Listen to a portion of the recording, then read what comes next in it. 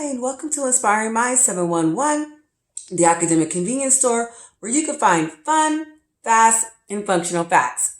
Today, we're going to be looking at how we can display or represent our numbers in different ways. We call those different ways number forms. So, the big takeaway for today is that we're able to write our numbers out in either standard, written, or expanded form. So let's just jump right in. What is standard form? Well, basically standard form is writing our numbers the same way we pretty much see them in everyday life. Standard form is writing the digits out in the digit format, the numbers or the numerals, how we see the numbers usually every day. It is the basic standard form of writing our numbers out. Okay, and so then what is written form or word form is just what the title says. We're writing our numbers out using words. So if you can spell and you know how to write your number words, then you can write 82.634 thousandths in number format, just how I have it here. Now, the big thing to remember when writing your numbers out in word format, especially when dealing with the decimal point, is that you're going to replace the decimal with the word and. So anytime you write out a decimal word, always remember to add the word and where the decimal point would go. Also remember when writing the word form is to represent your decimal point value with the TH at the end.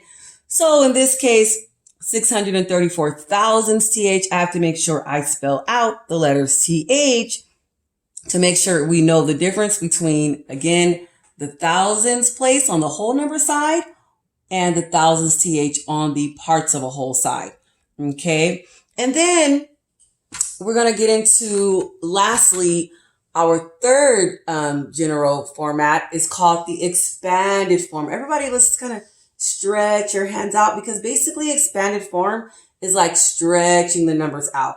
Expanded form is when we're taking our numbers and we're matching each digit with its value, with its matching value. So for example, with our number here, 82.634, let's look at that again. Okay, remember that the numbers on the right side are the wholes, the number on the part side are the parts of a whole. And so that 82 is a whole number. So the 8 is in the tens place, the 2 is in the ones place. So as writing it in expanded form, and I have two different ways I want to show you. Expanded form as a decimal point, expanded form as a fraction. So let's just look at that. Okay, so don't get too worried about, you see a multiplication, you see an adding. Those are just symbols to show how if we were to put them all together, we'd end up basically back at square one in the standard format. Okay, and so 8 is in the tens place, correct? So 8 times 10. The 2 is in the ones place, so therefore 2 times 1. The 6 is on my part side, it's in the 10th TH place, therefore 6 times 0.1. What would that look like as a fraction? Let's study that really quick. 1 over 10, and in the previous video, we talked about how decimals and fractions are pretty much two different ways to show a portion of something. And so again, 0.1 as a decimal point represents 10th TH. What does that look like as a fraction is 1 over 10. Again, my 3 is in my hundredths TH place as a decimal point, 3 times 0.01. And as a fraction, 3 times 1 over 100. And my 4 is in the thousandths TH. So as a decimal, 4 times 0.001.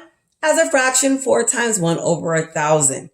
Okay, so those are just the two different ways you can represent expanded form.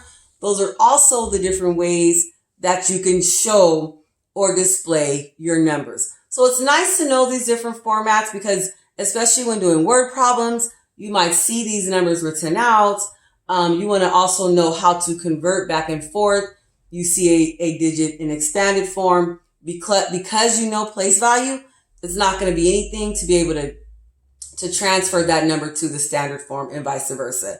And so that's all we have for you all today. Thank you for stopping by. I want to invite you again to join me on the Google Classroom.